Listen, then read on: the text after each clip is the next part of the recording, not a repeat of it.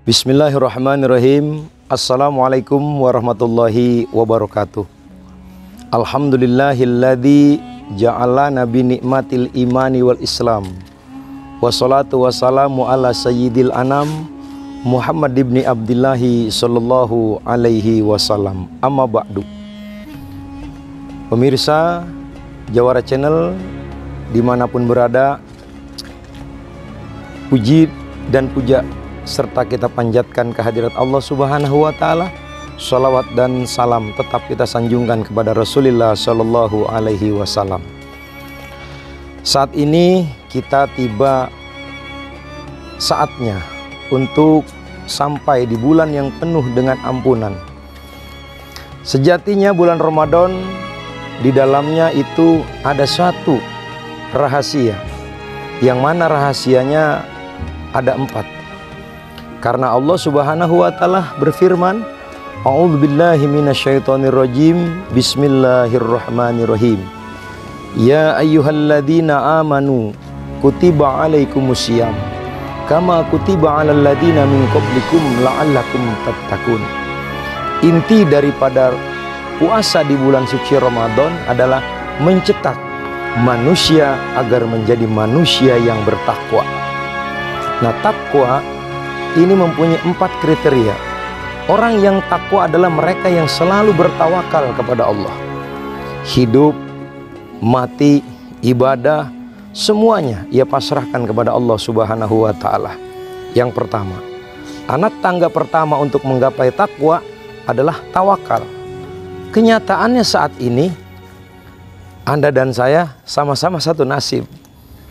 Tinggal di Indonesia yang katanya kaya akan rempah, kaya akan pangan, akan tetapi minyak langka, bahan bakar mahal, dan juga alat transportasi dinaikkan. Tawakal kita kemana? Kalau tawakal kita kepada Allah Subhanahu wa Ta'ala, abaikan berapapun mahalnya minyak goreng, berapapun mahalnya bahan bakar, tetap semuanya adalah bermuara Allah Subhanahu wa Ta'ala yang mencukupi Anda dan saya dalam kehidupan ini. Yang pertama. Yang kedua adalah qanaah.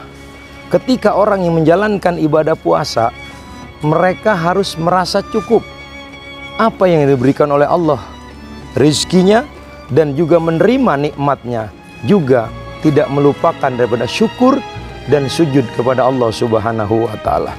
Qanaah, merasa cukup atas pemberian Allah, merasa cukup atas kurnia Allah, dan merasa cukup di dalam menata nikmat yang diberikan oleh Allah kepada kita semuanya. Yang ketiga adalah waro. Anak tangga yang ketiga waro. Waro ini artinya dia memilih, tidak akan masuk ke dalam tubuhnya sesuatu yang diharamkan oleh Allah Subhanahu wa Ta'ala. Baik haram terlihat secara pandangan mata, juga haram yang terdengar oleh telinga. Maka orang yang berpuasa menjaga pandangan matanya, menjaga pendengarannya, juga menjaga langkah perbuatan dalam kehidupannya. Yang terakhir, yang keempat adalah anak tangga untuk sampai kepada derajat takwa adalah yakin bahwa semua sesuatu sudah ditetapkan oleh Allah Subhanahu wa Ta'ala, dan semuanya sudah menjadikan satu yang perlu kita yakini, yakni iman kepada Allah Subhanahu wa Ta'ala.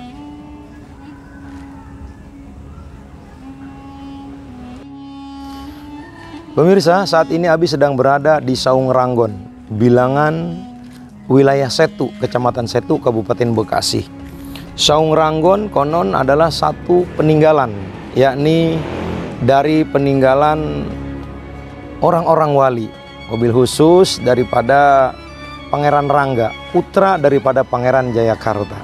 Ini ada kaitannya antara Kabupaten Bekasi dengan Jakarta. Pantas ketika zaman Ki Haji Nur Ali bahwasanya Jakarta dan Bekasi masih satu kewilayahan.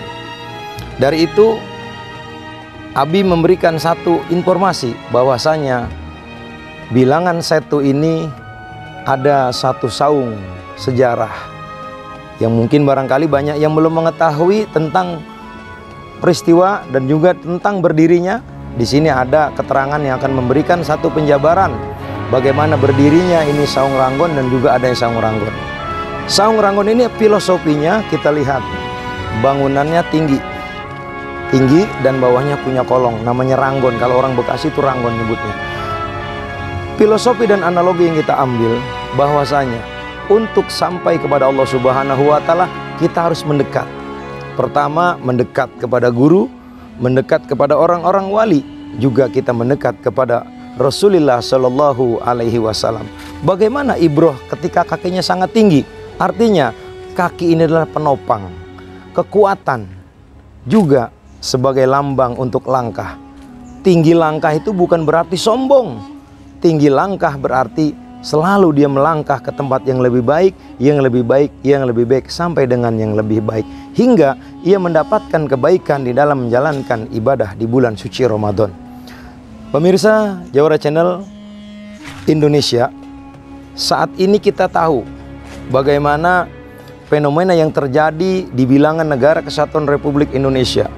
Banyak sekali konflik, juga banyak sekali daripada kejadian-kejadian yang mana di dalamnya memberikan satu pembelajaran kepada kita bahwasanya negara kita ini sedang membutuhkan anak bangsa yang punya pemikiran cemerlang, juga niat yang tulus di dalam membangun negara kesatuan Republik Indonesia.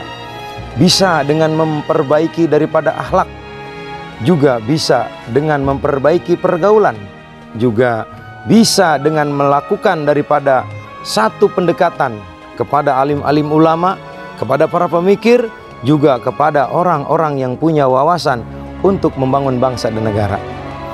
Kita tahu Ramadan ini penuh dengan berkah, penuh dengan ampunan, juga penuh dengan rahmat. Bagaimana berkah itu bisa kita ambil, bagaimana ampunan bisa kita raih, dan bagaimana rahmat bisa kita dapatkan. Pertama, berkah bisa kita ambil di dalam bulan suci Ramadan. Hikmahnya, kosongkan perut, kosongkan pandangan mata dari maksiat, juga kosongkan pendengaran daripada maksiat, kosongkan perbuatan tangan menzalimi orang, juga kosongkan langkah kaki ke tempat maksiat. Maka berkah akan kita dapatkan. Ampunan, untuk menggapaikan ampunan kita kembali kepada Allah Subhanahu wa Ta'ala. Fafiru ilallah, kembalilah kepada Allah Subhanahu wa Ta'ala. Kembalikan apa yang kau kerjakan semata karena Allah, apa yang kau lakukan semata karena Allah, dan apa yang kau perbuat serahkan dan pasrahkan kepada Allah. Untuk menggapai rahmat, kita bisa lihat saat ini Indonesia minyak sawit mahal, minyak goreng ya. Terus kedua BBM mahal, antrian solar di mana-mana. Ini ada kaitannya ketika akan mendapatkan rahmat dan kasih sayang Allah. Setiap sesuatu yang diuji pasti ia sedang mengikuti satu pembelajaran. Karena tidak akan seseorang diuji di dalam kelas kalau dia tidak sekolah.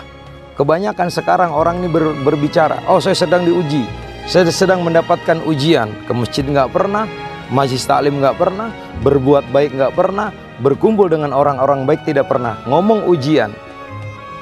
Ujian orang-orang yang beriman di saat ini untuk naik derajat dan naik kelas di hadapan Allah Subhanahu wa Ta'ala adalah mereka yang tetap bersabar ketika minyak goreng mahal.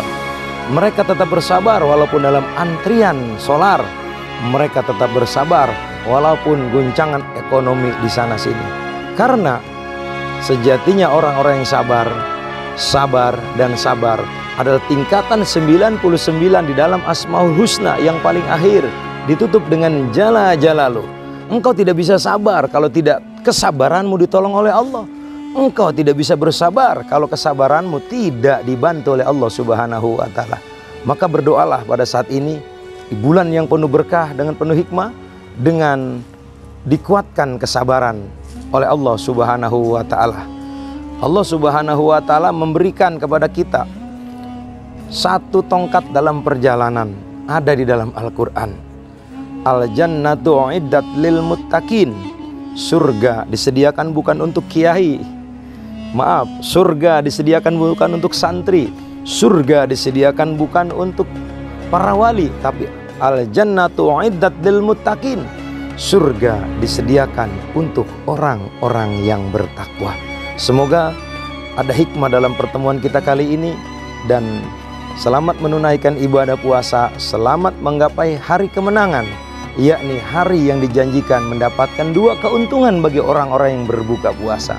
Yang pertama, diberikan kegembiraan ketika kumandang azan dan berbuka puasa. Yang kedua, diberikan kegembiraan di akhirat sana nanti berjumpa dengan Allah Subhanahu wa Ta'ala. Abi Suherman Haramain, dakwah di Kampung Jawa bersama Jawara Channel Indonesia undur diri. Jangan lupa untuk like, komen, dan subscribe-nya, serta bagikan untuk menambah daripada siar kita di dalam Jawara Channel Indonesia. Terima kasih. Assalamualaikum warahmatullahi wabarakatuh.